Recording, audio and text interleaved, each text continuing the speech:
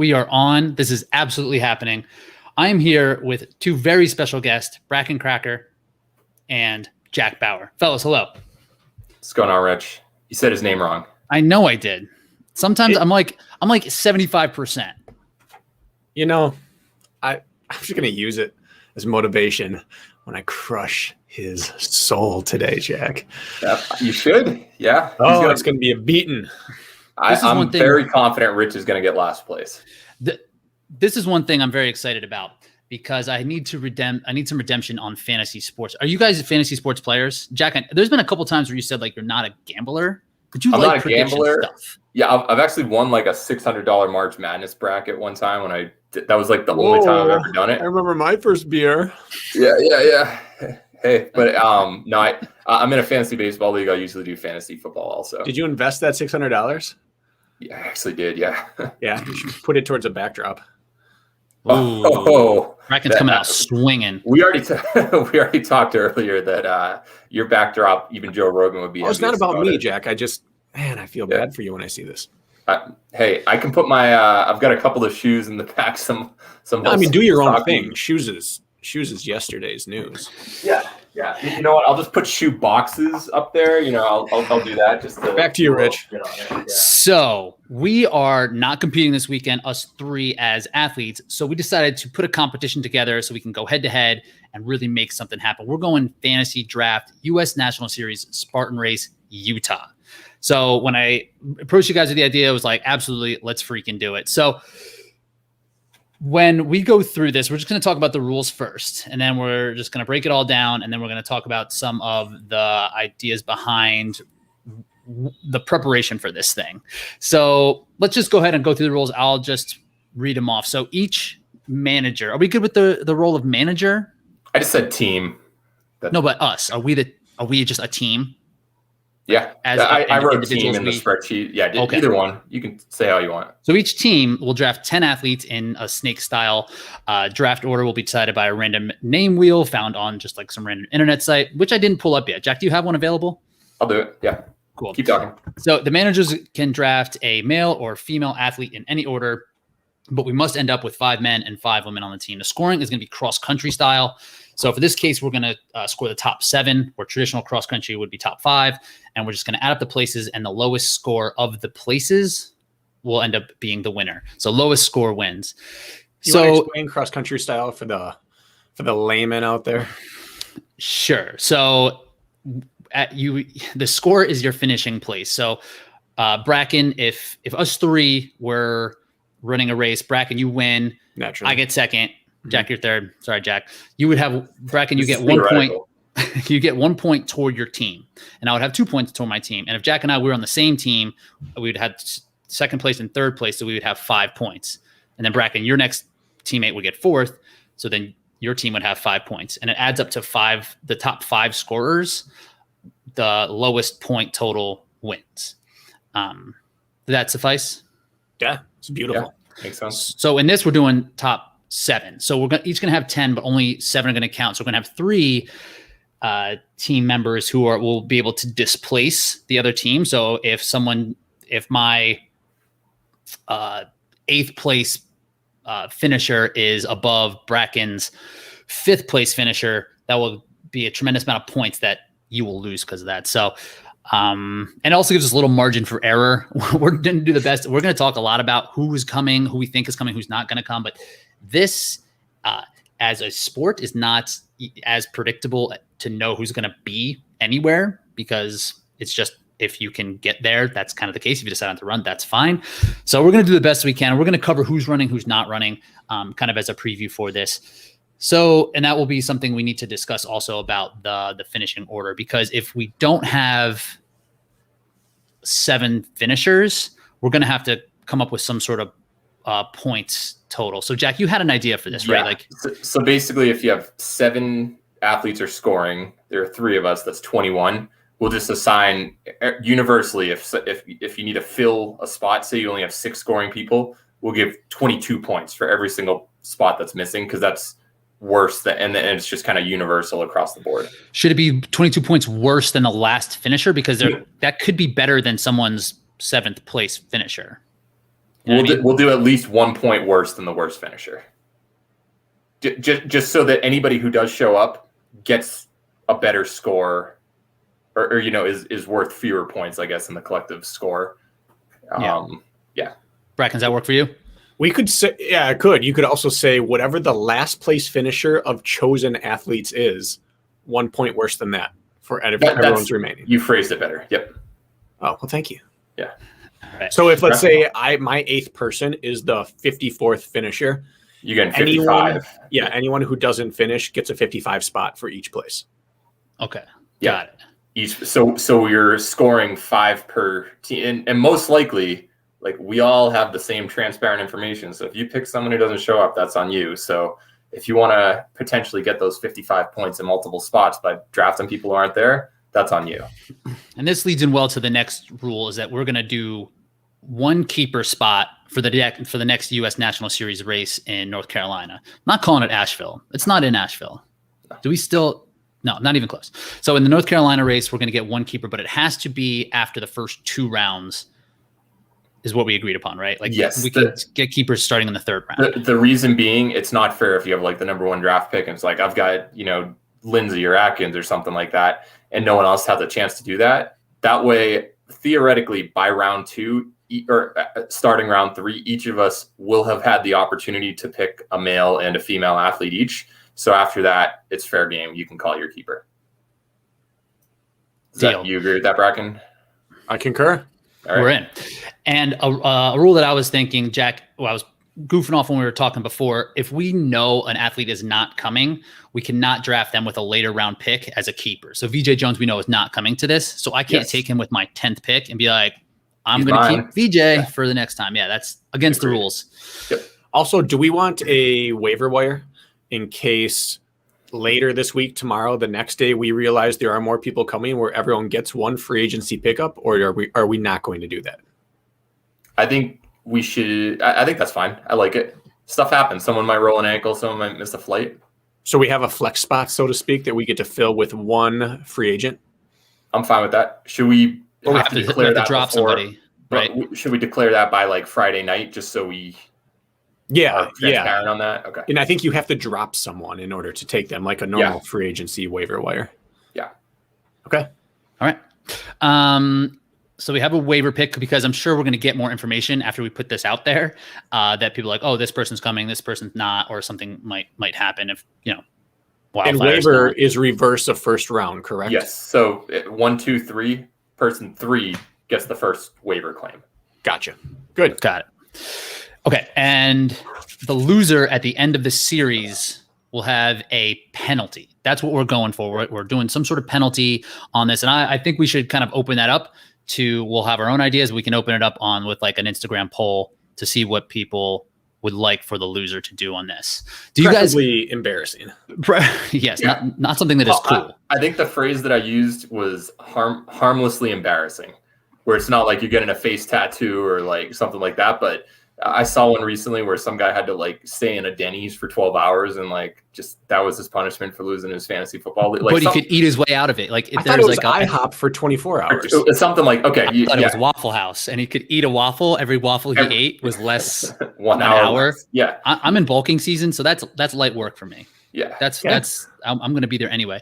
In my fantasy football league, we have this, and my friends at home, all big drinkers, and we get together. It's a drinking event. And then we like do a draft sometimes. And I did lose. I don't always lose, and I will not lose this time, but I did lose this past year. Bad track record, it sounds like. First time I've ever lost is the loser has to play Edward 40 hands by themselves before the draft. So like it seems harmless enough, but it's gone sideways a couple of times. So you're not in your college days, so that might be a little tougher. I like it though. What if after like West Virginia or something, you had to play it that night and race the sprint the next morning?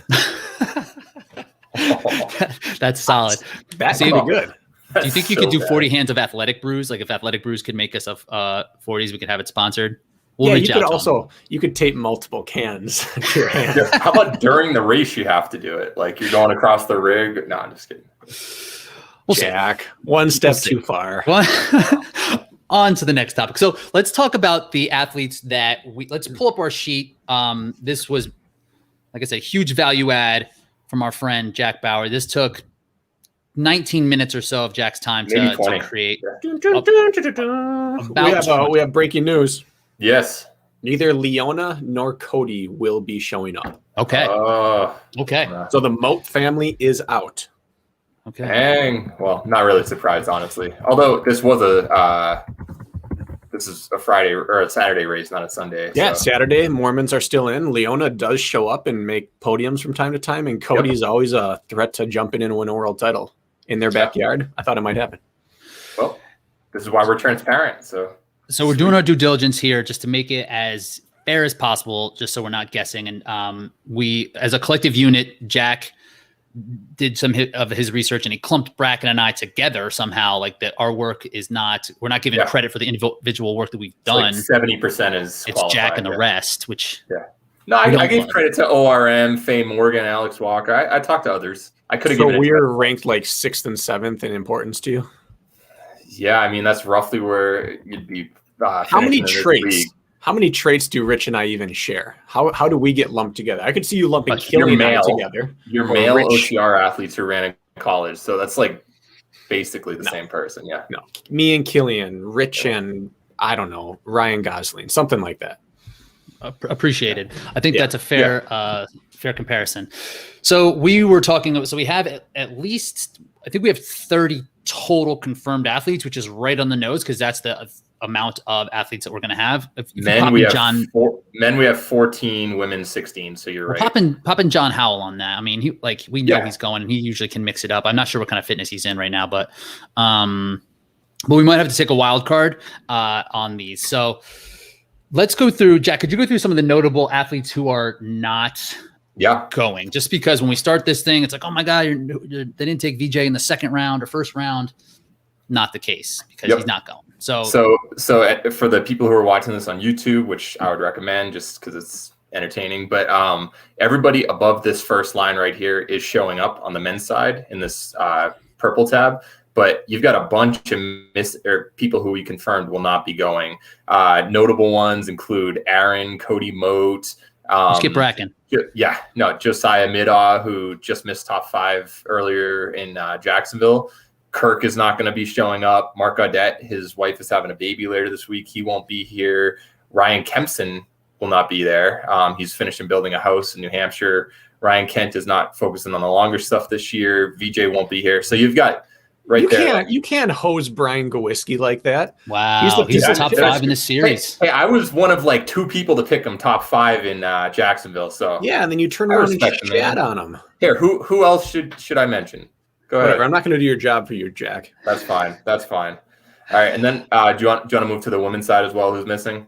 Let's just move on to the women's side. Okay, notable names. Alyssa Hawley, she posted yesterday that she's going to be racing Portland as her next race. Amanda Nadeau, who got 6th at Tahoe, ton of top 10. She's not going to be there. Faye, Leanne Wastany, we haven't seen her. I got a message from Miriam Guillaume saying that she's having trouble traveling out of Europe right now, and she's planning on doing the rest of the U.S. series after August or starting in August. So we should expect to see her then, but I doubt she will end up being in Asheville either, unless she can pull off some travel miracle. And then I just watched her this morning. What? I just watched Miriam this morning. I watched the Golden Trail series, the stop number 1 over in maybe stop 2, Mont Blanc. And she was in there, and Bailey was in there. I knew they were over there. I saw that was on YouTube. It's like the full race, right? It's like 4 hours worth of content. They have that, and they have the 10-minute quick recap. And I was on the old treadmill. And they were both top 10 in the first half of the race for a while. Yeah. So strong showing. It's too bad she can't make it because she's got some mountain legs underneath her right now. She'll be dangerous in Big Bear, no doubt. And I guess the other 2 women, Nicole and Rebecca, everyone knows Nicole's injured. Rebecca's done with the sport because of her residency. So women's side is opened up. And there are a couple of unsure that we will talk about like down the road. So like on the men's side in particular, why do you think so many people aren't going to this? Brakken? There are 2 things. And they stem from the same place. One is some people are just afraid of their fitness in this course right now. Altitude, mountain, heat. If you're not ready for a mountain, you're not going to make it through this course without getting exposed. And the second is that it's finally starting to tip where people are okay going to the races that they know they're going to be good at rather than throwing themselves out to the wolves on something that doesn't truly matter to them. So I like it, except for this purpose. It sucks for us today. It's not for us, but we're going to. I think that having the best 3 out of 5 has allowed this to happen, which in my opinion is a good thing. If you should showcase your talent on what you'd rather train for if you get to pick and choose. So there's a reason you're seeing some of the shorter course athletes not out here on a beast. That's fair. And price of travel is actually pretty expensive right now. So to go to a race and maybe not potentially make any money. I mean, I'm not going just because I'm like Brakken. I don't want anything to do with this course at this time of the year. Absolutely nothing. But it's not a cheap trip for sure for this semi-professional sport. And bumping up to the half marathon distance really was the straw that broke the camel's back for a lot of these people. Like, you can fake it for 6 to 8 miles, but a full 13-mile race, it's at altitude. That's not something you can extend up to if you haven't been prepping for it. So I get it. Do you think there's any reasoning behind the distance chosen for this, or is it just kind of like, hey, we'll just do a beast this time, and like, oh, we'll just put the U.S. National Series here? Like, is there any thought around the athletes and the competition of this, or is it just kind of luck of the draw here, like in Spartan fashion? I have a theory on it that almost every race weekend so far has been a trifecta weekend, and they're doing the same thing plus an ultra beast. I think that they just happen to have, they plan on doing a beast anyway, and this is a popular venue for people to travel to. So my guess is they're just like, let's just do the beast because they're having the super on a different day. Yeah, and if you look at what the schedule originally was, Big Bear was before this, correct? Correct. Mm-hmm. So it went sprint, super, beast, world championships. Progression. Yep. Okay.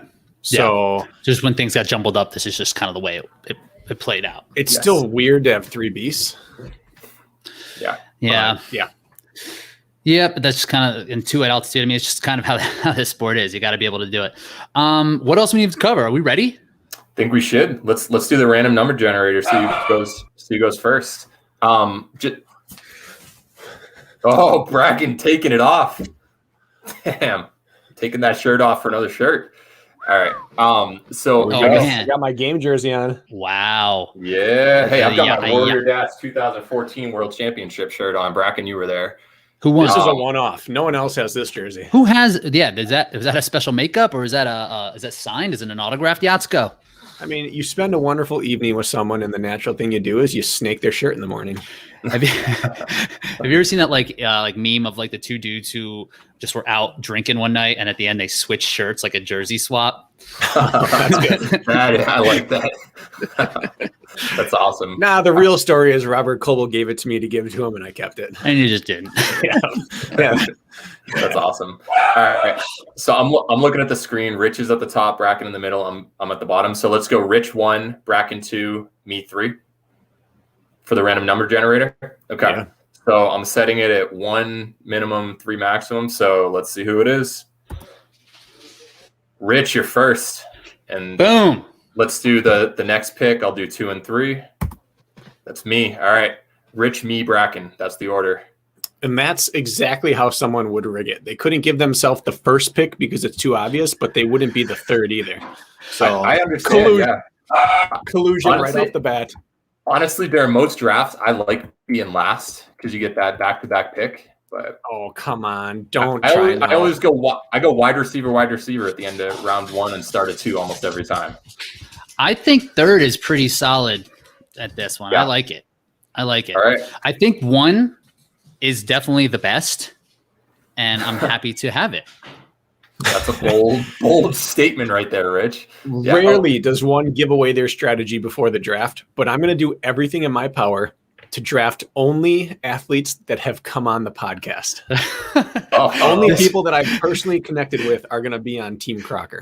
This is something that is going to be an Achilles heel of mine too. It was easy before I had interviewed a lot of these athletes for the podcast, and now I like them all. Before, if I didn't really have any thought of it or any emotional connection, I would just be like, nope, not taking them because I want the best possible team. And now it's I just like all these people and I want them all to succeed. So Okay. everyone's a winner, especially me after this draft. So are we ready? Let me just add one last thing just to make sure. I don't remember if you mentioned it or not, but we are allowed to mix. You can go like 2 women for your first 2 picks, then a man, then a woman again. There's no like we're picking 5 straight of one gender, then 5 of the next, so we can mix and match. How much prep did you guys do? A little bit. Bracken? None. Not a thing. My prep was texting a few people like Leona and Cody to see if they're coming. That was the extent. I looked at some of the results and and I found the shirt in the closet. Yeah. which is huge. I looked at some results, but I didn't want to ask people how fit they were and how they felt they were going to do, because what's everybody going to say? I never trust what people are like, oh yeah, I'm feeling pretty good, or they're too humble and they're like, it's going to be all right. So it's basically just kind of gut feeling and basically who I like. It's basically who I like. Are we ready? I'm going to start a clock on things just because, but we don't need to stick on it, just to kind of let people know if they're taking way too long. What do you want to do? Like 30-ish seconds a pick? Yeah. Okay. I'll just let you know when it's too long. Yeah. And I figure we'll give the pick and we'll give our reasoning for the pick, and we can kind of talk about it and what we think collectively, because that's the main deal here. And for people following along on this, I'm going to be typing the names here, and then at the bottom it will tell you how many of each gender each person's made in that blue section. So you'll be able to see, like Rich, you've done 4 men and 3 women so far. You only have 1 man left and 2 women left. So if you just want to follow along, I have a little yellow notepad where I wrote everyone's name and then the slots of men versus women, but your way works too. Okay. Yeah. All right. We ready? Yes. Mm-hmm. All right. For the first pick, I'm taking Lindsay. Damn. I think this is the only, it's not a sure thing. Nothing is a sure thing in this sport, but I think if you're going to get a top 2 pick out of this first round is what you really kind of need to lock in. The women's field's pretty open at the top. I don't know what her fitness is like, but I know her experience, and just it all kind of speaks for themselves. So what do you guys think on that? Stole my pick. You can't fault it. I would say this is the most susceptible she's ever been, because it's the only time we've ever seen her waver in her passion for the sport. That being said, Nicole's not here. Miriam's not coming. Who's going to come? And even let's say that if she's at 90% of Lindsay or 85 over the course of 3 hours in the mountains, I think that's enough. Considering her Tahoe performance on basically a broken foot, if not a broken foot, in she had a stress fracture coming in. Yeah, and still got second by a lot. So, and the person who beat her is not running. So I'm happy with this pick. Yeah. All right, Jack, what do you think? Okay, so he might not win, but I'm going Ryan Atkins because he's going to get it worse, second place. I'd rather get some points on the board and he's also race ready. A lot of these people have only done 1 or haven't raced period this year, who might be at the top of the list, but he's done Savage Race. He did a local Spartan in New York a couple weeks ago. He did he's been out there a little bit. Hildervat. I just think that having a little bit of the rust wear off, that's going to be in his favor over some of the other top contenders. Can't argue with it. I mean, it seems right. This third spot, Bracken, you got the back-to-back picks, which is nice. But this third spot, when I was looking at it, thinking about it, I wasn't sure what I would do here. So I'm interested to see. I'm flying by the seat of my pants. I'm going off emotion, and I'm gonna say that there's gonna be a run on men going here. Okay. It's top heavy women's field, so I'm gonna make a run on men. I feel that there are going to be more shakeups on the women's side, and I can find some diamonds in the rough. So I'm going to call Kevin Donahue up to the stage here to make my pick for me. Oh. No, to make my pick for me, Jack. Okay. With the third pick, we choose Johnny Lama Luma Lima. Good pick. Good pick. I mean, this seems to make the most sense here, right? Smashed Utah, and we're going to get 2 descents out of this race. The elevation profile came out. It's close to 5,000 feet of gain. So he's going to have that much of descent in this as well. We've seen it before. From everything I've seen, he's had a meticulous offseason of working on rounding out his skill set. So I'm going to follow the young buck up with the old grizzled dog, and I'm taking Ryan Woods. Woodsy. Our choice. Now, Go ahead, Rich. You had some thoughts before I justify? I like it because when we're looking at the U.S. National Series as a whole, like Ryan Woods could have this. He could be the leader of this coming out of this weekend, right? He has a lot to gain in here. So he didn't have a great showing in 2019 here, but he did take it out really hard and was really aggressive. So Brakken, what you can justify? I don't hate it. First of all, he got some beatdowns in some races, back-to-back Savages. He should have maybe won and instead got hurt by Atkins, his closing ability, and his own rig hiccups. There will be no cheese board in Utah. This is confirmed. Secondly, he was beating Atkins on a mountain sprint course, which at this stage of Woods' career should be his worst course. Staying power is the last thing to go. So I think that he stopped racing right after his last Savage. He's probably just been in the mountains saying, screw this, I'm going back to my roots. And B, he's got a little chip on his shoulder. And C, he in a mountain course just doesn't usually do bad. He doesn't have a poor performance. He's still going to be top 10, top 8, top 5.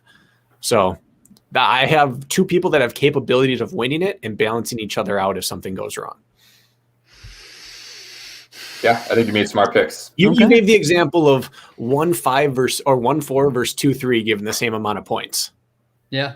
And I feel like I have a team that could do either.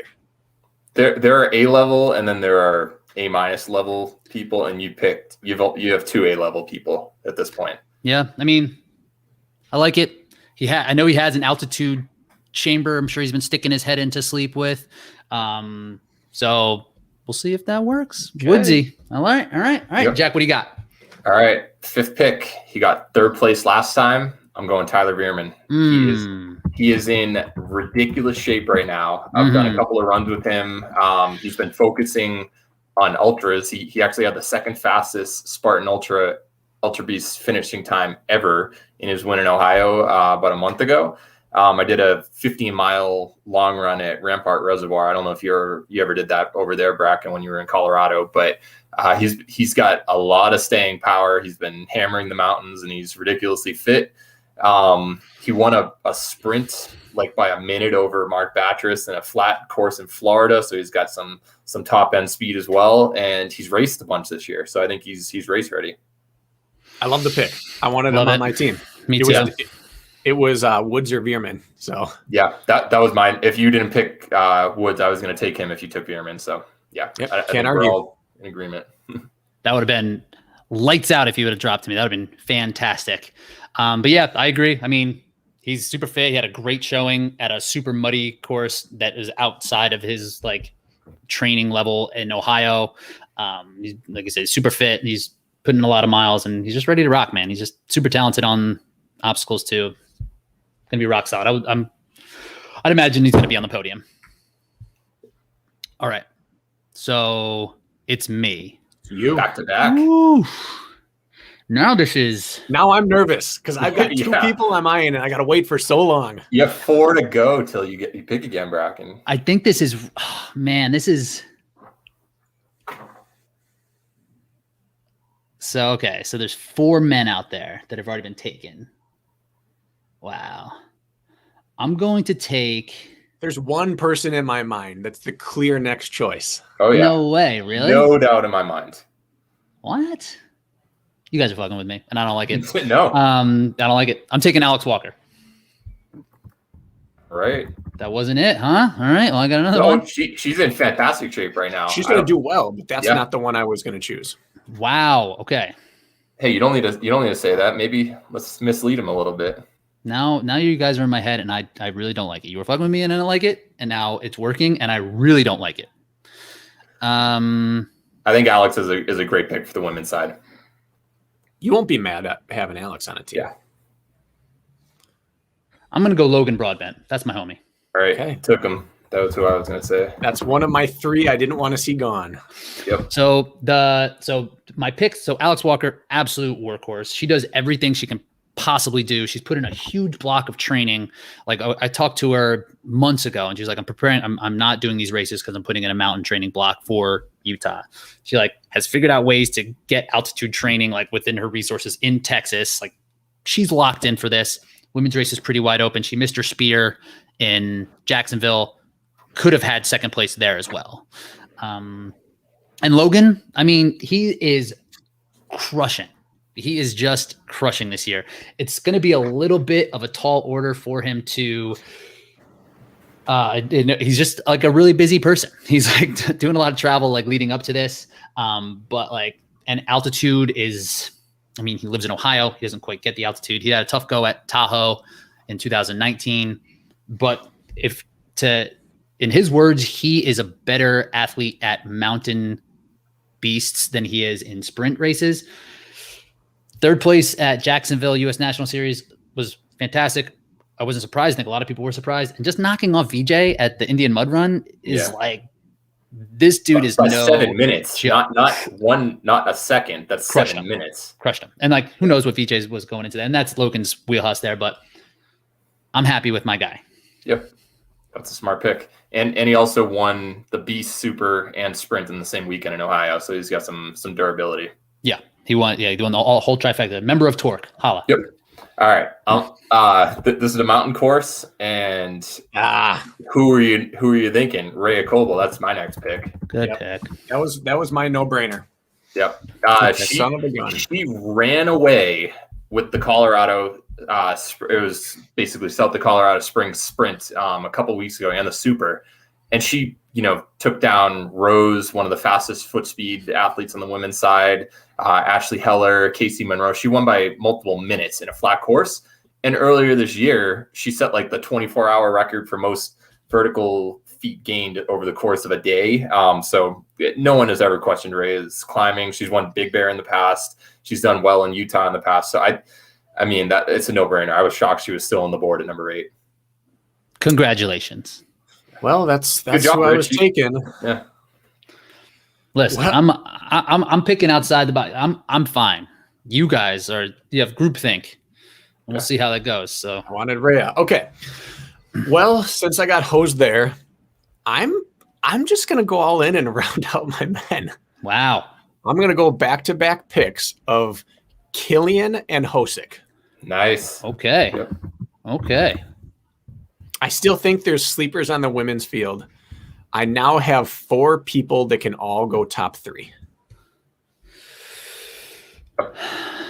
Okay. Yeah. I mean, like Killian, he just came off of a great performance at Palmerton. I mean, and there was a couple years ago, 2018 is when he had a really good showing at Palmerton, and it really kind of was like a launching pad for his season.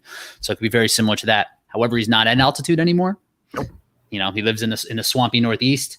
So that's one thing to consider. And he's working a full-time job. Brakken, I'm picking people to cancel each other out if one has a bad race. Yeah.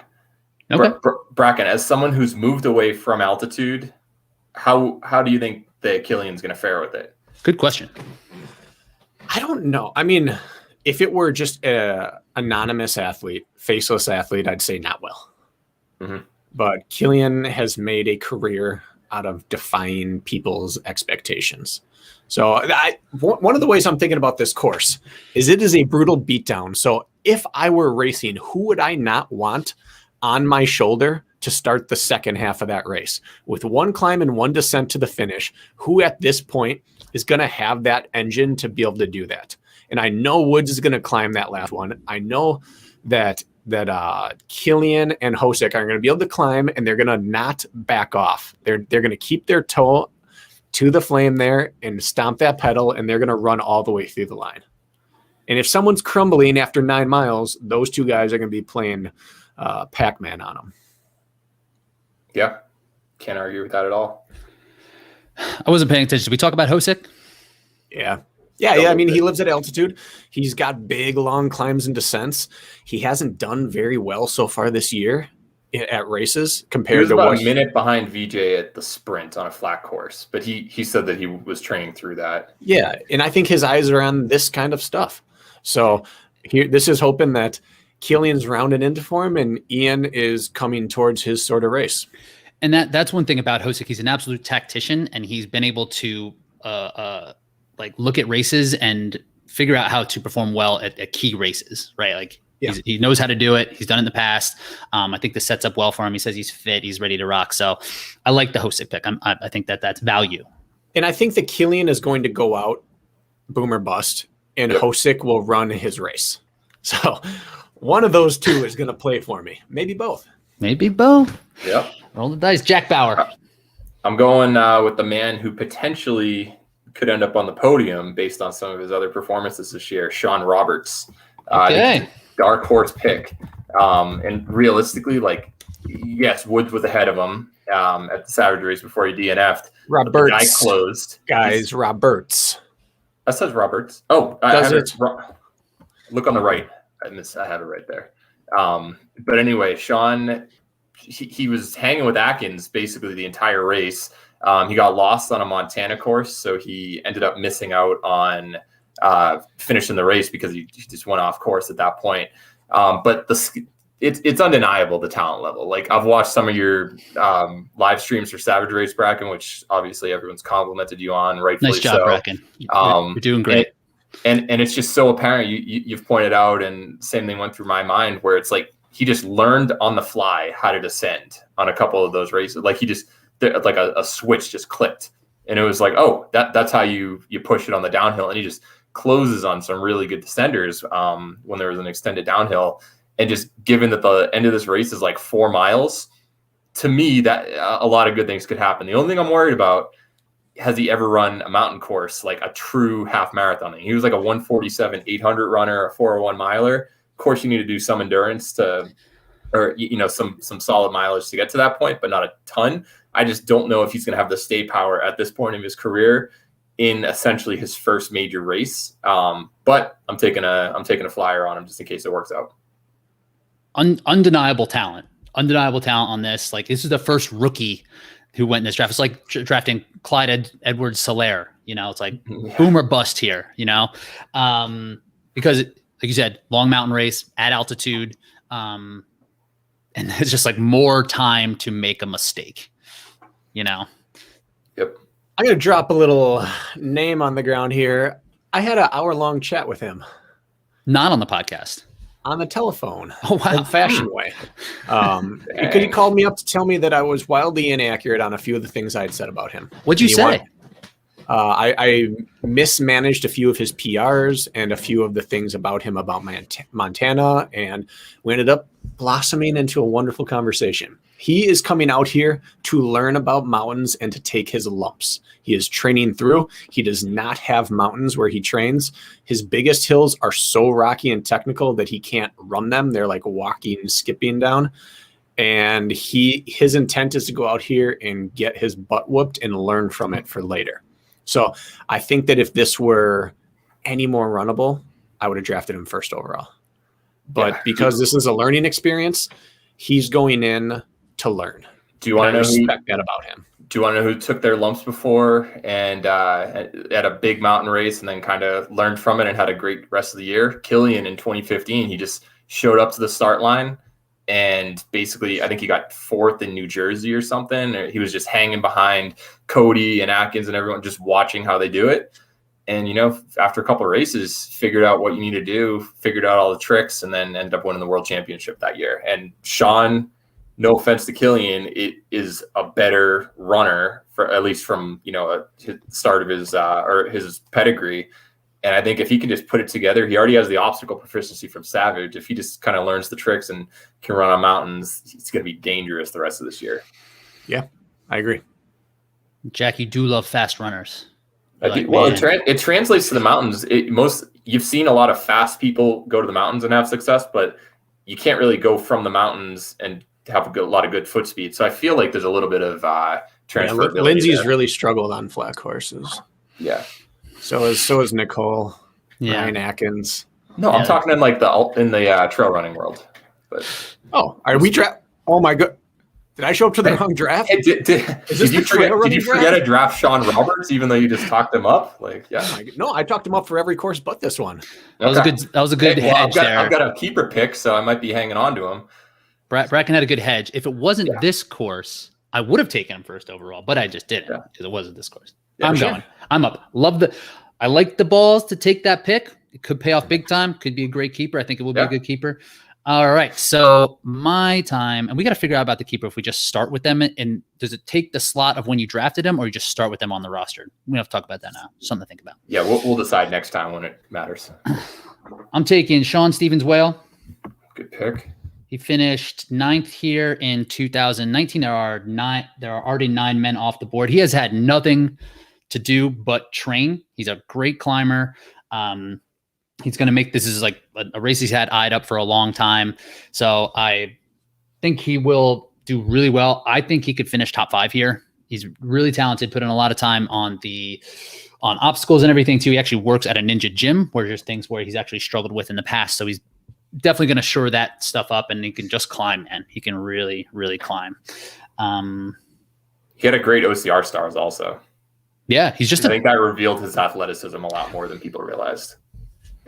Yeah, you wouldn't think it. He's just a competitive person, and he's just like, he's nice and Canadian, so it doesn't really shine through. It's a great guy. All right, back to me. So where are we?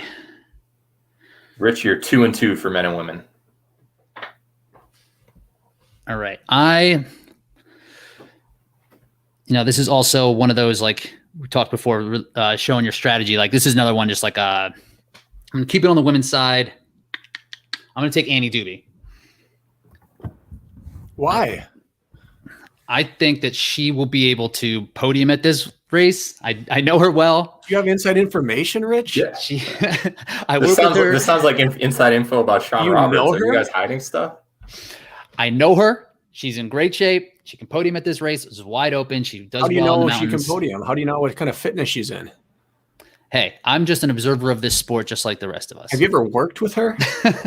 I worked with her in a certain capacity. She's going to be fantastic. Watch. I agree. So, she got 7th here in 2019. Great climber. She finished 6th in Jacksonville on a completely flat course, not in her style. If she hits the spear, I think she'll get on the podium. What's her Instagram handle? Isn't it like Mountain Goat OCR, something like that? Yeah, she just lives in the mountains. This is a mountain course. Not bad. So I'm going to take 3 out of the top 4 places in the women's race so far. And so, Brakken, you're going to start with a 5 spot at least there. Yeah. He's losing out. All right. I'm going all men. I'm doing this the worst way possible, but I'm on a roll. We'll see. We're going to see what the strategy is here. All right. I'm going to go with Rose Wetzel for my next pick. That's a good one. I had these broken out into tiers. Like that's my prep. I had like tier 1, tier 2, tier 3. Well, the only tiers are going to be when you're crying after you get 3rd place. So. Oh, that was a force. Wordplay. I know. Yeah. So I think that's solid. Yep. Yeah. She's basically, I messaged her and I've seen her training log or, some of the stuff she's uploaded, and she's hit all-time highs in mileage. She's been focusing on mountain running and lives at elevation. So I think that this is going to be a good course for her. I was going to take Rhea first and Rose second as my women once Lindsay was off the board. So you've taken both of them. So I'm just sticking with men, and I'm going to take Rylan Schladig. Nice. Because Rylan could take anywhere from 1st through 10th. And I don't think we have any idea what his limit is. And the guy's just living life out in Utah. He's going to have spent as much time on Utah mountains as any person in this field. He's young, and he's been unchallenged. He beat Hosick at the Montana Beast convincingly, and he was running 20 to 30 miles a week at the time. That's not an easy course. That's got some elevation and change throughout the course. Am I saying he's going to win? No. If he does win, did I draft him first? Yup. Yep. I think this is another one, like, the rookies this year are like really, really talented. And I wouldn't be surprised if Rylan, not Ryan, Rylan. And he's an honorary Ryan. Yeah. And Sean Roberts would be in the top 5. Like I would have I wouldn't be shocked at all. Like the promise that this kid has shown, like, and just his like ability to do it. I was almost going to take him there, but I'm leaning more toward the proven side. So with their 5th man spot, solid. I like it. I like it. Yeah. So now I got to go to the women because I don't have a single one. And my top 2 women, my top 3 ranked women are off the board. I'm going to do, I'm already having a dumb draft, right? In terms of strategy. So the first female I'm going to take is not even totally confirmed that she's going to be there. All right. Ariel Fitzgerald. All right. Yeah. Does not run a Spartan race. So we're going to swing for the fences here. Well, she's run plenty of Spartans, just not this year. Not a U.S. National Series, has she? She got 5th at West Virginia a couple years ago. Did she? Yes, that's right. That's right. She did like 100. She did like 5 penalties, like 350 burpees and 2 penalty loops. Yeah. But this is her first big mountain she'll do for us. Wait, she's been like top 15 at Tahoe before. She's up there. Yeah. This is it. Ariel's my pick. We interviewed her semi-recently. She was that year she got 13th at Tahoe. I don't know why I said first Spartan. I just of recent memory. The year she was 13th at World Championships in Tahoe, she was also 13th at the World 100K Trail Championships. This girl's got a motor that can go as long as this course could ever make her go. And she can close. She's a second half racer. She is extremely fat adapted. We're getting into little stuff here. This is a course that you got to be able to move on the second half. And when she doesn't have fueling issues and when she builds in the second half, if she gets past obstacles, she's going to be closing it down. Oh, yeah. Some ketogenic talk I wasn't expecting. I didn't know. I would have prepared. All right. Well, let's see. I was potentially going to take a flyer on her in round 9 or 10 just in case if she didn't show up. But if she shows up, you're going to. There's no rules. Throwing all the rules out. Yep. That's some shade. That was definitely like a backhanded compliment. It's like I would have taken her 5 rounds from now. No. There are more than 5 or 15 confirmed women, so it makes sense to choose the ones who are definitely going to be there than someone who you don't know for sure. Unless you think that some of the best available could take 10th or 12th, and I don't think she takes worse than 6th. Yeah. No, smart strategy. Okay. My next pick, let's see who's on the board. I'm going to go with take a wild card on the men's side. I'm going to go with Hawk Call. Okay. All right. A lot of people don't know who he is. He is Hobie's son.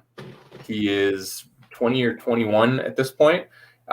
He ran the Utah Super a couple years ago, and he won the age group heat by like several minutes, like 7 or 8. But if you combine age group plus elite, he actually would have finished 10th overall in the race.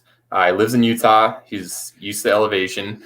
Hobie, his dad, pretty decent, has been training him. Benny lives with him. He told me he's in ridiculous shape, especially running on mountains at the moment.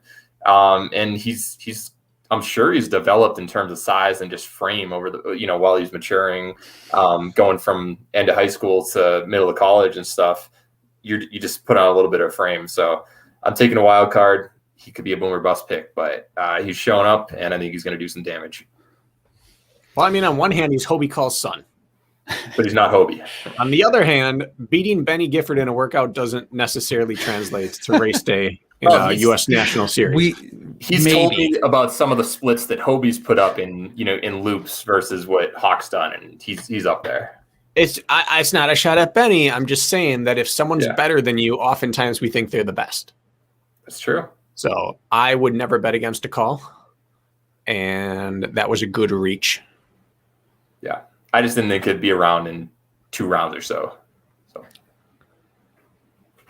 right, back to you, Rich.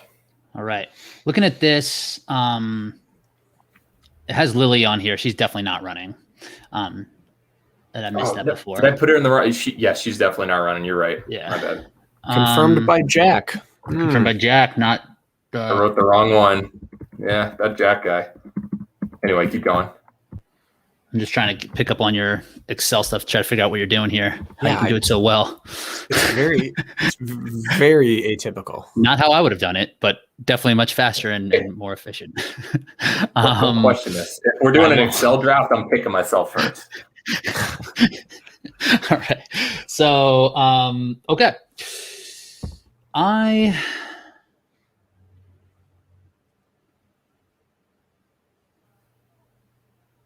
going to go with. I like that you're deciding in the moment. Yeah.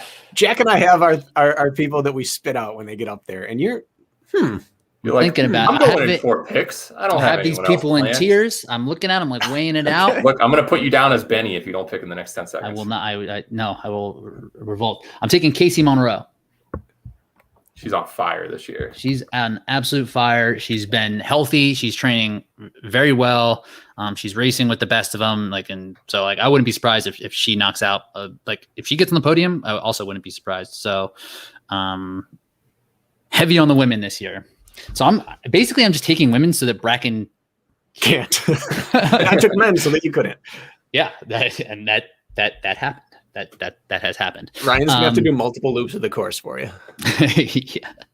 All right. So it's back to me. That was my first pick. So this pick is also going to take some time. I'm taking Patras. All right. He's on paper. He's a top 5 guy there. This is value. Absolute value that he fell here. He's going to be pissed that he fell to this.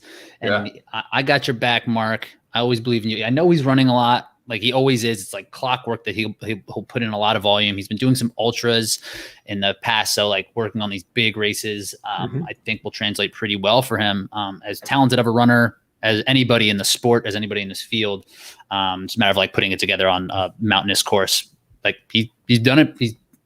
He shows flashes where he can be top 5 on the podium. So we're just going to see how he does it. These 2 long descents. I agree. Definitely. Yep. Endurance is not an issue with him. So, okay, with my next pick, Brakken's got a couple of men to show up. I'm going to put him on the spot, so he's going to have to do a reach somewhere. I'm going to go with Matt Rock. I've run with him. I raced with him. We were talking about Brakken. Yeah, Brakken didn't need anybody. I have 5 men. You should have took a female there. Oh, Jesus. I misread that. That's on me. All we've been talking about is how I'm just being misogynistic and I'm not picking any women. That's all good. I'm fine with Matt Rock going there. Brakken needs to have a reach on men. Yeah. I'm going to have to reach around my men, Jack, in order to get to the women. Yeah. All right. Anyway, Matt Rock, not too many people know about him. But he's just always there. And I think in this field, I could see him getting somewhere in the 10 to 12 range, which I'd rather get points on the board. The thing with Matt Rock is that he hasn't necessarily been in these type of races where he's been able to go head to head with a big group of the best athletes in the sport. He hasn't traditionally done the U.S. National Series races, and he is a beast. He's really good he lives in Montana. I don't know if he's at altitude or not, but his background is in ultra sports. He's a great descender, a good climber, really competitive, and he's a man's man. All 5 of your men, Brakken, is one Matt Rock. So yeah, he might be the only person who gets a better pump than Brakken. Is he a Green Beret? Is he a Ranger? I'm sorry. Talk to Killian about all 5 of us adding up to one Matt Rock. Get out of Dodge. A man's man, Matt Rock is. He's got a badass name also. Amazing. That's a good name. Amazing name. I like it. I think that's good. I think that could be, I wouldn't be surprised if he is somewhere if he finishes as your 3rd man, I wouldn't be surprised if that happened on your squad. I would, but okay. Is it back to me? Back to you. Taking ladies. Okay, so it looks like I need a lot of guys, according to Jack. Yep. All the men. Just leaves it out there for you. I'm going to take Natalie Mano. All right. And then I have a question. This is so bad. I should know this.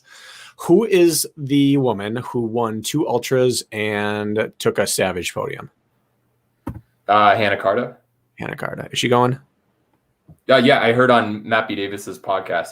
He interviewed her a couple days ago, and she's driving across the country right now. I am all on the Hannah bandwagon. And Hannah, I even announced your race, and I forgot your name just now. But it was a brain fart, not a lack of recognition. Like You're a on the professional, squad. I know who she is, though. So best in the game. Throw that in there. Talk to me more about. I'm unfamiliar. She won back-to-back Spartan Ultras, and she did she win or take second at a Savage race? All in the span. She was on the podium. I don't know her place off the top of my head, but I don't think she won. Anyway, she's got the chops to get it done. I don't know what her mountain game is like, but it can't be bad. Little tidbit that might give you a little more reassurance, or maybe not. She has done. I heard on the podcast she's done over 200 straight days of at least 10 miles of running. Seems like she's gonna be fresh. Seems like she's ready. Boom or stress fracture around the train. Yeah. So endurance is definitely not an issue, but she but available energy potential. Which ultras did she win? Spartan. She won Ohio. She got it was Ohio and Fayetteville, maybe. Sounds right to me. Ohio was definitely one of them. Yeah. What is her ranking on the Yancey Camp Spartan rankings? I don't have that up right now. You don't have it. But I'm releasing them after this race, so okay. we'll know for sure for next time. We'll check next time. Yeah, that'll be a whole different ball game. Hey, my work. Okay, so with my pick, I'm torn between two people. These are ladies. I'm gonna go Lauren Weeks. Let's go. Lauren Weeks. She to me. Did I miss the start time of our High Rocks draft? No. Well, did you miss that she actually podiumed in her first ever beast in Montana? Man, she's got some endurance, and you saw her in the Spartan games. She basically just crushed it in that 6-hour trail run, hanging with Lindsay and Nicole for the first 30 or so miles, and they weren't exactly just jogging out there. So I think she kind of reminds me of like Isaiah in the early days, where you don't expect someone with that build to be up there with the best runners, but somehow just gets it done. And I think she's faster than a lot of people realize. And she lives in Salt Lake City now. Elevation, she's acclimated. She's going to sleep in her own bed, I'm assuming. That adds a couple of points for you right there. So I think that the conditions are right.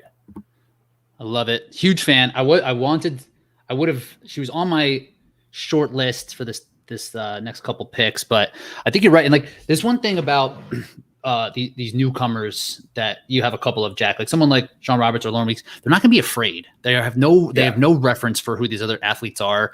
They don't necessarily care. I mean, they've been at the top level at other sports. So, I mean, like, I love Rylan, his same thing. Just take a flyer on him. It might work out. Love the pick. I think she'll do well. Or really, really poorly. But I think I'm not ignoring you guys. I'm just over here doing some last minute updating on my list. So all good. You guys keep building out your trail running High Rocks team, and I'm going to keep looking. You go build out your pod. Hey, Brakken, has Hannah Carter been in your podcast? Because you kind of broke your own rule. You're not coming through, Jack. I'm sorry. We're having some sort of audio difficulties. I'll get the team on it though. That's fine. Yep. All right. Rich, back-to-back picks. I'm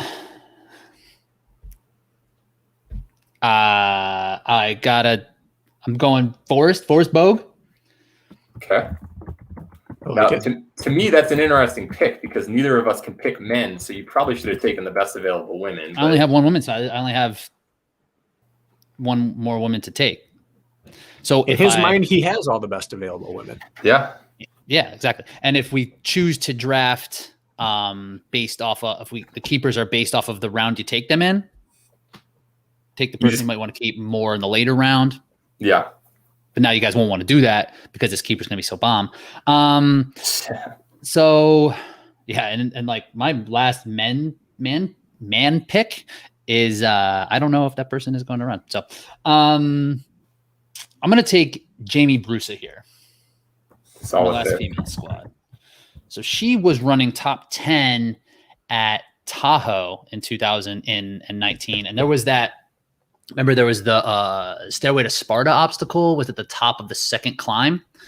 And she's only 5 feet tall. And a lot of women were not able to complete that on that last. It was so cold to get over, but she finished 12th still. She lives at altitude. She's trained. She's been really fit. She's only run one race this year. She got third at the super behind Casey Monroe and in Montana and Alyssa Hawley. She was leading that race. She's very fit. Another Torque member. So again, pick from the heart. And I think that she's just seasoned, ready to go. Won't be afraid. Yeah. We're ready to be out there. Jamie always finishes like 8th to 12th, but now you don't have Nicole, you don't have Rebecca, you don't have Faye or Alyssa. So that's going to bump her up to potentially in like that 6 to 8 spot, I assume. She has a hilarious amount of 12th place finishes. Yeah. Like literally like 4. It's painful. 12, yeah, it's crazy. But yeah, another season under her belt. I think she'll be good. Whole year of training. So yep. All right. My next pick, I'm going Renee. I was leaving her for you. Yeah, no, I was can't be mad about that. I talked with her. She's dealing with a little bit of a hand injury, honestly. So I don't know how the obstacles. She might end up doing a lot of burpees if she can't. If her broken hand isn't perfect, or it was a broken hand or like a hairline fracture, something like that. But not sure how that's gonna mess with her. But you don't have a Nicole, you don't have a Rebecca in the field. She's gonna have some room to run. And I think that, given her mountain running background, that's going to help her a lot more than a course like Jacksonville where it's sloppy. I think that she'll be able to turn on the jets on some of these downhills as well. But hey, 9th round, I'm very happy having Renee still on the board. Value. There's and she, I don't know where she currently trained at altitude. I mean, she went to college in Colorado. I think she's in Bend, Oregon, or somewhere in Oregon. Yeah, that's like at 3,000 feet or so, I believe. Yeah. All right. Like, don't hate it. So Brakken, these are your last 2. What are we doing with this wild card spot? They're not. Huh? Wild card. Yeah. What's the wild card? Are we going to do a wild card? What is it? I just put it on there just in case, but it was in case we had we wanted to take a flyer on someone you have no clue if they're showing up. Yep, that's like fine. a Hobie or a Cody or and the wild card is this race. So you can't make your keeper a wild card. You can't be like, just in case Miriam somehow gets over here, I'm keeping it. Like, you can't do that. Yeah, it can't be a no. Yeah. So I'm going to round out my squad with the Ashleys. Okay. Heller and O'Hara. O'Hara? I'd go O'Hara. Yeah, O'Hara. I think that... No. Her name's Sahara something. Like, so it's probably O'Hara.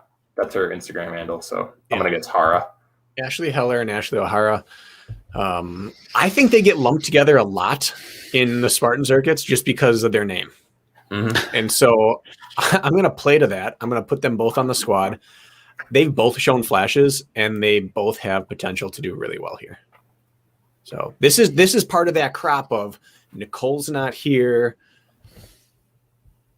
Everything, Faye's not here. Alyssa's not here. We're all going to fill the vacuum. I have them. Honestly, I wouldn't have been shocked if they would have been gone in the first 3 to 5 rounds. Yeah. I mean, Ashley Heller, like, she takes this sport real serious. She like is a tactician. She's been racing a lot. Like, I'm sure she's eyed up this race to go after and hit it hard. Was she like 6th and 7th at Tahoe? Top 10 at Tahoe, really strong. Yeah. And so she could, without a doubt, be there. And Ashley O'Hare. She was running with Rose on flatland speed in recently in Colorado. Did one of them race Colorado? Ashley Heller's not running. She's been racing most of the races. Third to Rose, right? Rhea won both days. Yeah, Rhea, Rose, her. Yeah. Casey. They switched. I think Casey beat Rose. That Ashley missed the podium on one race. Yeah. I think she missed it on the Super, but was there on the sprint. Yeah. Okay. I mean, for not drafting any women for the first like 7 or 8 rounds somehow, like your female squad's pretty solid. Female squad's pretty solid, Brakken. Thank you. Yeah. All right. I guess that puts me on the board. So Allie Tippett, she lives in Utah. That's a big advantage. Faye Morgan just always shows up and she's perpetually in like that 10 to 15 range. And so is Callie. I'm going to go with Callie only because she lives at elevation and has definitely taken a liking to some mountain running and stuff. She's done a bunch of long runs and I just think that she's going to be better acclimated for that. The only thing I'm scared about is she doesn't like the heat, just like me. But hey, I'm taking a flyer at this point. So hopefully it works out. I like that pick. I didn't pick her because of High Rocks. She was too successful at Hyrax for me to believe that she was also training successfully for Utah. Makes sense. Yeah. I like her. A lot of But- anti-high rock speak. It's just that to be good at high rocks, you have to be so specific in training. Right. I don't believe that she was very specific in her high rocks training, though. No? No. I don't think so. Maybe I should have done some research. I think she's Ian just Ho- strong enough, Yeah. and like she was just kind of able to and fit enough to do well. That's scary, huh? Yeah. She didn't race all out when she was doing the Colorado Springs race a couple weeks ago, just because she was tapering for high rock. She just kind of wanted some obstacle practice before this race, but she did that New York race and finished about 4 minutes behind Lindsay in a sprint. It's about a minute per mile. You know, that's going to be a good performance if she can hold that up. That's true. Yep. Rich, final pick in the main rounds. So this is where I knew that there was going to be, we have 14 confirmed men and 15 spots. This is why drafting men early was probably the move. I did mention how I got last in my fantasy football draft, correct? In your OCR fantasy draft or fantasy football? I'm just putting the pieces together for everybody just to know that I can think, but then the moment, this is race brain. This is an example of race brain. I'm going to take Josh Fry. I don't know if he's going. I think he's going. He was 15th here in 2019. Good athlete, good competitor. You know, if he finishes top 15, that'd be great. Yeah, underrated. He's got a bunch Underrated of for sure. Yep. Spends most time in the Pacific Northwest, but can come down and bang with the best of them. So, definitely. All right. So now are we doing the wild card? Yeah. I have a question. Oh my goodness. Now, after all this time, I got to blank on his name. You're doing this again. How does this even happen? I'm Here, just describe it. I'll probably know. Yeah, Jack will know. No, Rich knows. Is it your co-host, your ex co-host? Josh Reed. Josh Reed, is he going? No. Because he would rock this course. He would smash it. I wish he could go. It's just a matter of like logistically getting there. He said he's dealing with like a wrist or a hand injury right now. He's gearing up for an FKT attempt out in New Hampshire. He was only like 2 minutes behind Kempson in some really hilly race in New Hampshire about a month ago. So his mountain legs are good. He'd smash this. The last World Championship, I raced the Ultra day 1, so I watched up on the mountain day 2 of the race, and I was all over the mountain. I got to see a lot of people that I haven't seen race because I'm always in the race with them. Mm-hmm. Watching him race was fun. That man is a strong, aggressive descender, and he just has the look of someone that knows what he's doing on a mountain.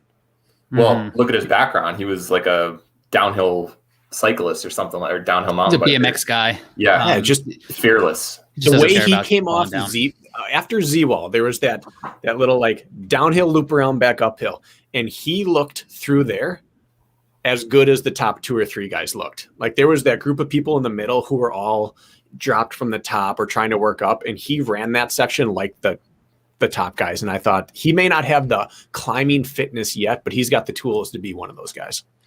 And he's putting in a tremendous amount of volume. When he is able to show up to one of these U.S. National Series races and like really puts it out there to be in the mix, like he's going to do it. He's not going to miss any obstacles. He's super strong, bigger dude. I wish he was going. Is Brent Trail going? He's been racing all over the place. He's been racing well. Yeah.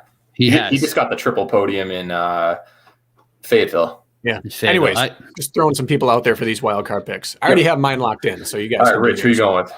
Well, I go last, unfortunately. So it's Rich, then Rich. You, then I can do it. Yep. I'll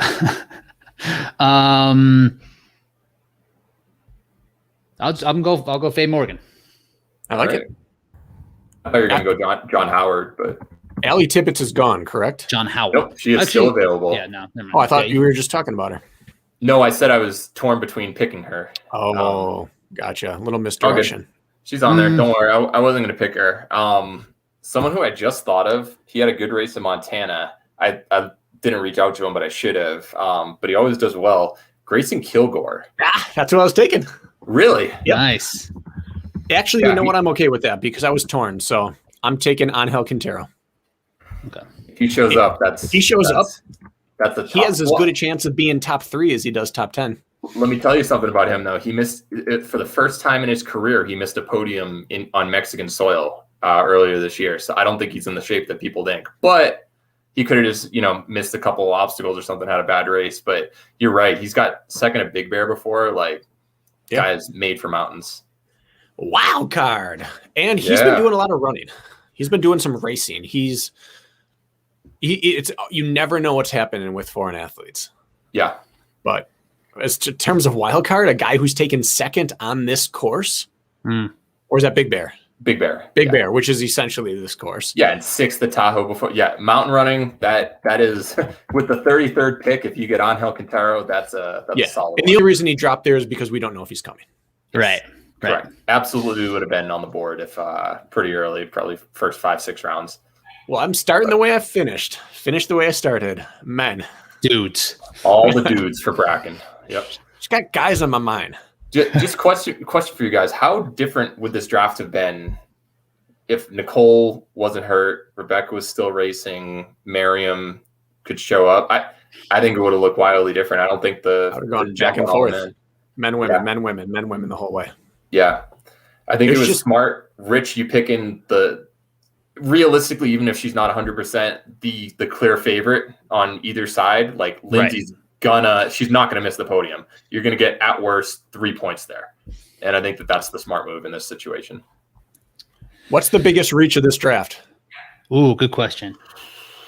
Ooh. Let's look. I don't know. Annie Doobie, I think she's doing great.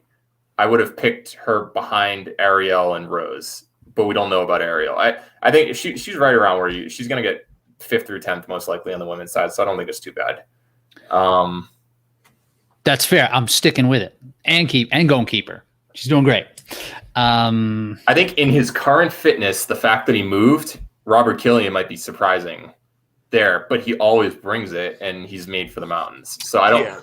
Well, yeah. If you don't pick him there, but it's more a "what have you done for me lately" type of pick. Yeah, if you don't pick him, you passed up on the world champ at a mountain course. Exactly. If you do pick him, he's living in DC. Yeah, right. That was probably the only pick that I didn't make. That was like that I wouldn't have. I think. Yeah. Realistically, it's disrespectful that he fell to 9, but it's the 3rd round. Yeah. I can't believe Rhea didn't go earlier, if we're being honest. If I didn't have such a big gap between my picks, she would have been picked. And who did you? So you only had 2 chances, and you picked Johnny and Ryan Woods. I mean, who can fault you on that? Johnny won the course last year. Woods has been just performing really well this year, except the DNF at Savage race. I mean, I can't blame you. I might have gone Johnny Rhea instead of Woods. Yeah, but yeah. That might be the only one. Rhea's clearly someone who could win it or take second, and at the same time, she was a third female off the board. Yep. So Rich and Brakken, the two of you always had back-to-back picks. I never did. How did you fare? Or how do you feel on that? I like it better. I would have that middle pick. I think would be tough. Did you not like having it in the middle? It was tough. Because it's like you watch people go by and you're like, oh, I just need, if I could have done 2 in a row, I would have picked the sure thing and then taken the flyer. But I'm still happy with my team. I always got the next one I wanted, which is the beauty of that snake order. You always, if you get to one, you guarantee you're next. But I just missed on Rhea and I just missed on Rose and Sean. Right. Who's the pick that you really wanted? That you were that you got that you were worried, that gut feeling man, I hope this person's still here. You waited a round and hoped that they were there and it kind of came back for you. I thought Rylan was going to go earlier. Same here.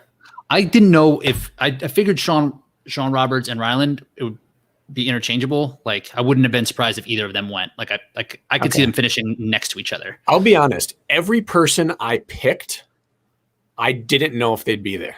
Every single person, because they all had potential to go higher. But you're other than Killian, I thought people might wait on him. But you picked somebody who wasn't even on this list on the female side, and Ariel Fitzgerald, we're not quite sure if she's going to be there. Right. Well, but still, if she's there, she's the most accomplished trail runner in the field. Totally. The way that I thought Jack was going to pick her. I have no idea what order your females are going to finish. No, but I also don't have any order up behind the first.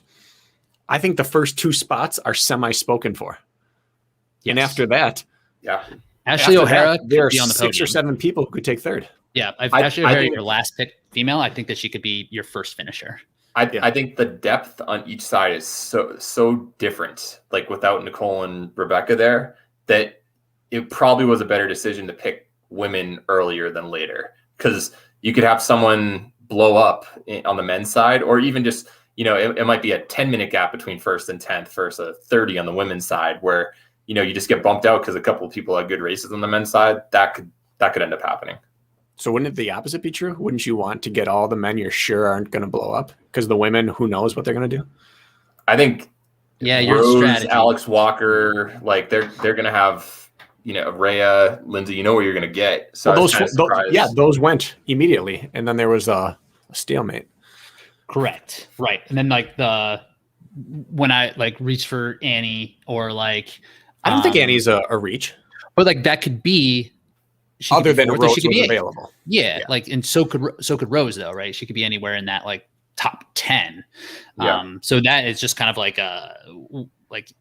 what do you know about their training? How do you think they're going to do? And is what's their mindset going to be around it? And we're just guessing.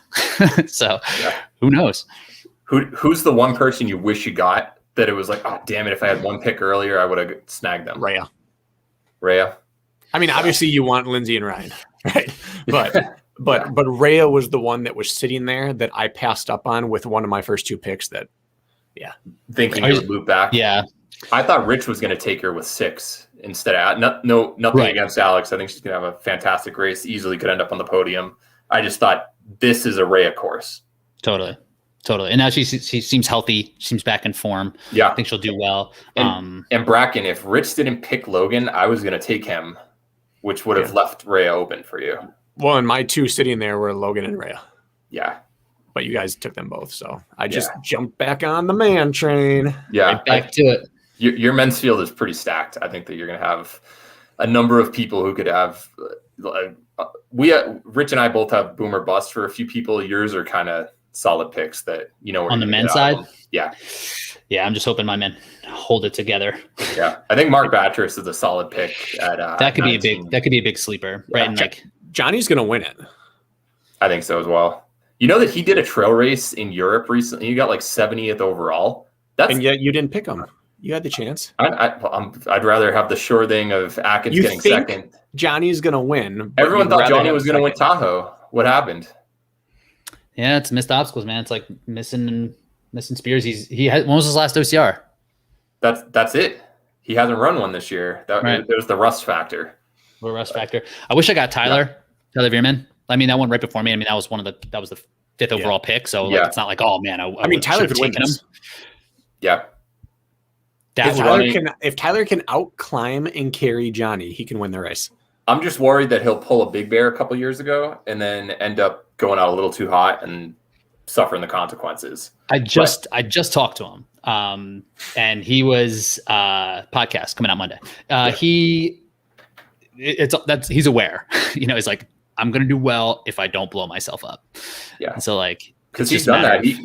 Before he broke through a couple of years, 2017 or so, or 28. Yeah, it's 2017. He was in 9th place an hour into the race, and then he just kind of blew up nutritionally. And then same thing happened at Big Bear. But I think the fact that he's done well on ultras this year, he knows how to fuel. He knows he has a lot bigger of an engine than in the past. So I think that this is the year he's. I'm feeling confident in him this race, even though he got 3rd last time. Well, and he's lived at altitude for another year. Yeah, he's run quality workouts for a whole nother year at altitude and felt it. I have a picture from either 2013 or 14 of him leading me in a race, a mile and a half in. Oh wow! Back when he was in the Midwest, in his Midwest days. Yeah, so he's been going out aggressive from the start. Yeah, for almost 10 years. And he's fit, someone with his ability to get through obstacles when he only has to worry about running. He doesn't have to do anything else to prepare for this race. But I think that's true for Johnny. I think it's true for Atkins. I don't know how much time they're actually spending working on the obstacles anymore. Who's the athlete you're kind of bummed they won't be there? Besides the usual, not Kempson, obviously, but if there's a second tier person that you would have loved to have seen, who is it? Mine's John Penland. I think he's in great shape right now. Brakken, you ran that like rec bag race with him and stuff. He lives in Colorado or Fort Collins, Colorado. I just think this would have been a great race for him. And he's got great endurance. Everyone, obviously, but my two men, I wish Aaron Newell hadn't got injured because he just had like crescendoed at Tahoe and kept running and kept getting better. And now we don't get to see, but we are going to see the next version of him that was already fourth at Worlds. Yep. And then and just to see like, what's he doing? What's he up to? You know, like how's his training coming on? Like, is he like, he's just like exciting to see what's going to happen. Josiah. Yeah. Man, I'd love to see Josiah at altitude in the mountains, but women, I want to see Emma. Same here. Emma Cook-Clark. I wanted to see her come down here and do it. Especially on a mountain course for her first one. So, On the men's side, Chris Bob Brown, he's just my guy. Chris. He's been real fun to see out here. Why isn't he coming out? Doing some wild stuff? Probably. He was saying like he's only going to go to the races that have trail as well, because that's like kind of his job. He like works on the trail part, so he'll be in North Carolina. But yeah, like he's been a whole year. He did that 50K world record attempt, right? He was involved in that race. Like he just puts in miles, man. He's just really solid. He knows how to. I was never like one of the most impressive feats I've saw was when he did the ultra in Tahoe and then came back and just like was leading the climb the first time and like still finished like in the top 20 or something. I was like 6 hour warm up the day before. Yeah. You know what the craziest part was? He started the climb in like 30th or 40th. His legs felt like garbage when he first passed me because I was about a half mile up on the side. He was in 30th place for the ultra. No. In the regular, the World Championship. He was so tired from the day before. He went out slow, was in 30th, a half mile in, probably minutes already behind. And then he was fourth at the top of the climb. He was like, "Oh, my legs are waking up a little bit," and just went right up the top. Like that's mind blowing. Yeah, no one has gears going up that mountain.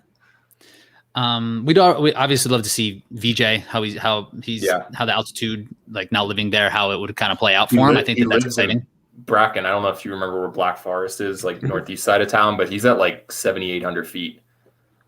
Yes, I did a lot of running in Black Forest. Yeah, that was my recovery loop in Black Forest trail off of Hawks Run Park or whatever up there.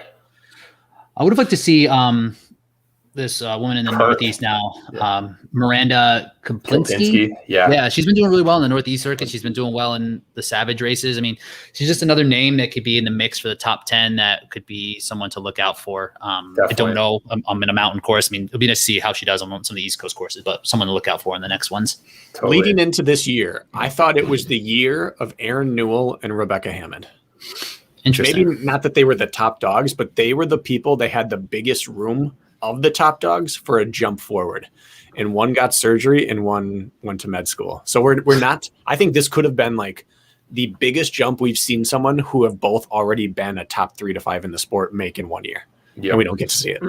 Rebecca was just stupid fit. Yeah. I just worry Aaron's just going to be like, I'm going to do something else now. He's just like, going to be like, my worry is he's going to show up. Yeah. Yeah. He's the king of jumping into things. Well, I feel solid. Should we say our teams all the way through? Just for those listening. Jack, can you sort us out into columns or something? So who do you want? All right, Brakken, your team. Here you go. Can you sort us in the columns? Kind of question. That was really fast. Oh man, was that impressive? Yeah. Control-Shift-L is the filter button. All right, so on my male side, captain of the squad, Johnny Luna Lima, Ryan Woods, Robert Killian, Ian Hosick, Rylan Schladig. I've got 2 young bucks and 3 grizzled vets. Sounds good. Sounds good on paper. Definitely. It really does.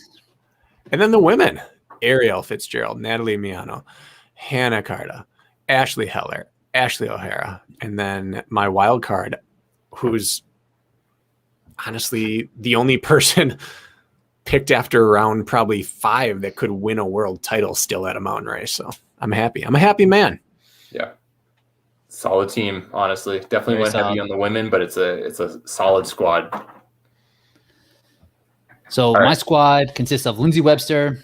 I'm starting with women because women are strong. Alex Walker, Annie Doobie, Casey Monroe, Jamie Brusa, and Faye Morgan as the wild card on the women's side.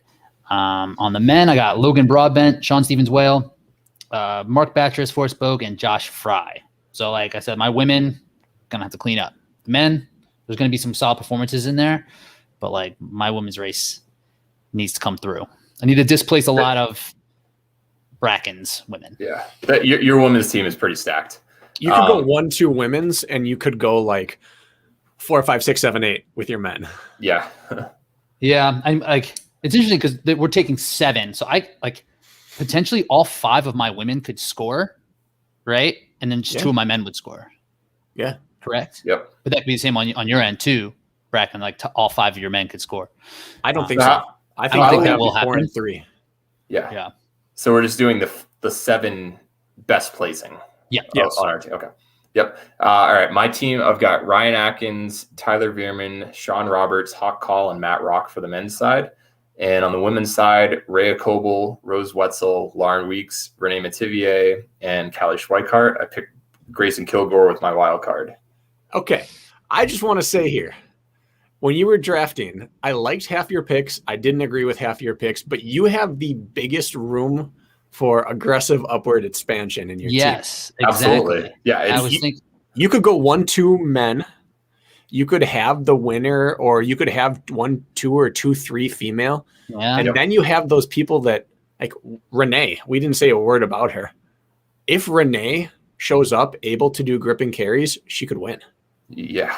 You know, Especially- I don't think she especially without will. Rebecca or Nicole. I don't think she will, but she's the best runner in the field, and it's not even close. Yep. The same on the men's side. Like, what's going to happen with Sean Roberts and Hawk Call? I mean, I don't know. And like Lauren Weeks too. You have like 4 athletes in here that could be just amazing. Yeah. It's boom or bust towards the But the last 5 or so picks. But you have strong competitors in there that are just going to be solid. Yeah. Sean, good. Hawk, Matt could all boom up to. Sean and Hawk could both go top 5, maybe. Yeah. But they could also be outside the top 15. They could be top 5 for the first half of the race, and then guess what? Reality hits when you have to start climbing your third time. There's just mistakes. They could get penalties. You know? I am most excited out of everyone in the field. And this is saying something. I am most intrigued by the idea of watching a Hawk Call. Yeah. Would you have picked him if he dropped to you? Yeah, because he's like Vlad Guerrero Jr. or Yeah, Fernando that's a Tatis perfect Jr. analogy. You know, he's the next generation of one of the sport's greats. I mean, I think the greatest of all time is Hobie. And he's his son, and he's fast. He's got, if you've ever seen him run, the kid's got a stride Got on wheels. him. Yeah. And How old is he? 21 now? 21, I think. Which is wild that he's taken this long to come into the sport. He's running in college, though. Is he? Oh. Yeah. Or he definitely was his freshman and sophomore year. I don't know if he still is. How old is but VJ? 20. Isn't it crazy? He's 22. They're essentially the same age, and VJ's been on the circuit for 4 years. Yeah. And Hawks. So yeah, it's totally unknown commodity, but he might have as big or bigger of a ceiling than Sean Roberts. He might have the biggest ceiling of anyone here. Yep. What if he's 90% of his dad's potential? That's still a pretty damn good career. Yeah. You know? This is crazy. It's like, it's like the first time this has happened, right? Like, Yeah, I've seen the second generation. Yeah, the first next generation. It's basically like his dad's the Hall of Famer, and he's the up and coming super. It literally is Vlad Jr., Vlad Sr. for baseball. Yeah. It's gonna be more like Tim Hardaway Jr. probably though. Maybe Peyton Manning. Versus Archie. Well, are you saying his dad's Eli? Archie? Yeah. Could be more like Eli. Anyway, let's do our keeper now that I'm seeing that column. Who are you gonna keep? We get to pick late. We get to keep after the race, right? Oh, I thought we were doing it now because then they kind of whoever. We got to know. We won't know who's racing until the next race, and I want to see, and that like will play out, right? Like if you don't keep Hawk and he gets like third, like you should be able to keep him after that. You should be rewarded for that. Okay, you want to do a post race thing? Well, we got to see who's eligible. Yeah, It's after the third round, right? Yeah, that's why I put the dashes on these ones. They're not eligible, but That's after the second round. after the third round, everyone should have had the chance to have picked one man and one woman at that point. So the first eligible keeper. Round so you 3 or later. keep Rhea. Oh, okay. Oh, so after the third round is not correct. After the Starting second in round. the third round. Yeah. Gotcha. Okay. Well, if I had to choose right now who I'm choosing, Yep. For North either gonna Carolina. it's probably going to be Ariel Fitzgerald. With how the women's field is in terms of depth this year, I mean, she could shoot up and be a podium threat. Like, just think of West Virginia. She gets 5th place. Rebecca and Nicole were 2 of them ahead of her. They're not racing this year. She moves into that 3rd spot right there. And she did 150 burpees. 90 burpees and a penalty loop or 2. Yeah. Yep. Just got to get her in the country. We'll see what happens. Yeah. So, I think that the North Carolina course is Logan Broadbent style. Like, it's going to be some nasty footing. It's going to be humid. It's not going to be. Obstacles will matter there. So I mean, like, it's going to be hard not to keep him for that. We'll see though. yeah, I'd go with Sean Roberts as my keeper at the moment. Yeah, got it. Not to. Yeah. And one thing with the scoring then, so we're going to also in cross country style, like in a dual meet, we would score against each other individually. So it's not like when I win, I won't get 1 and then you guys get no wins. It'd be like, I'd be 1-0 against Brakken and 1-0 against Jack. We'll have a head-to-head matrix. And so that would make me 2-0, but you guys could be 1-1 or 0-2. I mean, right? this is obviously hypothetical with the numbers you're giving out right there, but yeah. We'll see. So, but yeah, that makes sense then, right? And then that will be how we'll add up to the 5 races. Okay. This was Sounds fun. good. Did you guys have fun? Blast. Yeah. Yeah. Fun. I think overall this is I'll send some screenshots and stuff just so that you're able to post them, and I'll rearrange it so everyone's got their team. You can do an individual screenshot of it or something like that. But I think it's interesting. I'd love to see the comments from people just to be like, whose team before the race starts do you think is best, and then we'll see who's smart later on. We'll put out some polls there. All right, I'm ending this broadcast. Yeah, real quick. Anybody who wants to actually get involved in the action, go to yancycamp.com.